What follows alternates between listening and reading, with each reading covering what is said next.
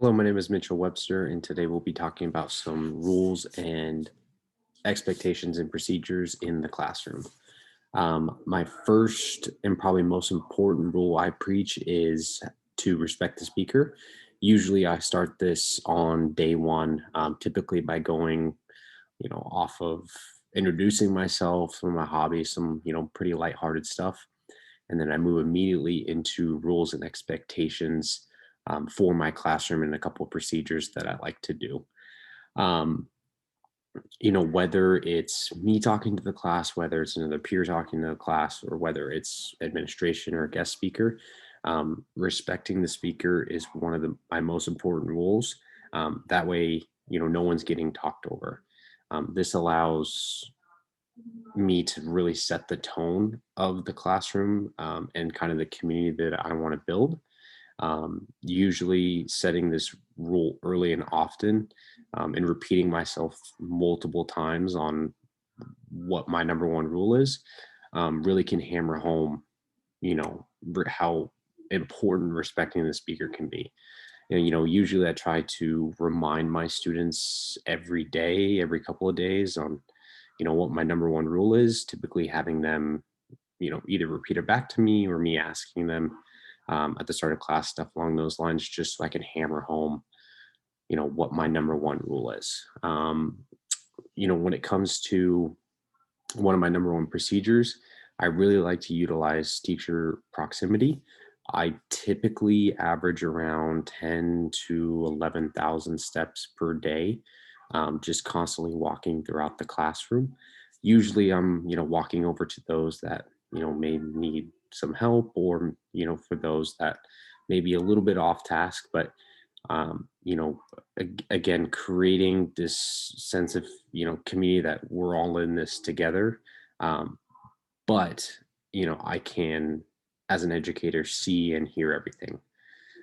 That's kind of my two, main rules and procedures that I like to hammer home with my students. One of the biggest challenges with creating this, classroom community can be simply just student buy-in.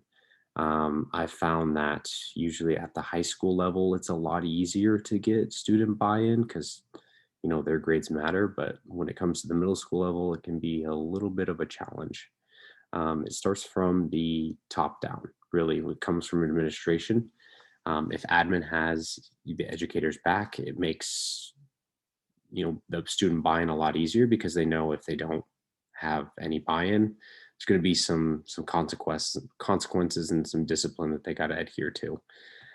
Usually discipline looks something along the lines of like off the compassion level discipline chart, usually starting off with a gentle reminder, something along those lines, to like a super mild discipline, usually administrated by the teachers, and then moves into something more moderate or extreme that's usually administered by administration themselves.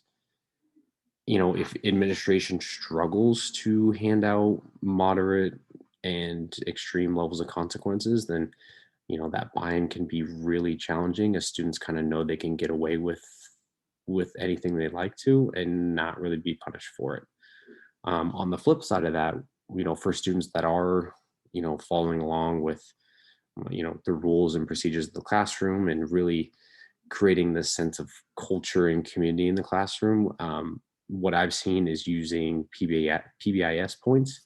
Typically, those are points given out throughout the day that the students can then redeem for certain prizes, whether it's a piece of candy for 10 points or like a classroom pizza party for 1,000. It's really just dependent on the schools. On it could be dependent on the teacher as well. Teachers can create their own stores and either have the classroom or the whole school kind of they can purchase whenever. So that's a great way to reward students for doing the right thing and you know being bought into this culture and community in your classroom. When it comes to technology, utilizing technology as much as possible is the best way to go about maintaining this sense of community. I found programs like Classroom Relay, Go Guardian, stuff like that, that it gives the educator access to view students' screens, can be very helpful in maintaining, the sense of culture and community in the classroom. Um, I like to use it not only, when I'm doing teacher proximity, but if I'm at my desk, it also, shows the students that, hey, I might not be walking around, but I can still see everything you have going on.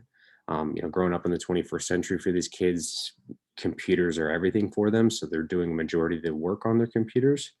So again, have maintaining this level of respect in the classroom for the educator can go a long way when, again, whether you're next to them or whether at your desk, you can basically see and hear um, everything that they're doing.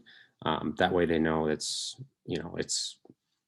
you're bought in to the classroom that you're at. You're not looking to get off topic. You're not looking to get off task. Like, you're here to work, here to get things done. So technology is a great way to utilize that and keep students on track. So I appreciate you taking the time to go over these um, classroom procedures. Thank you.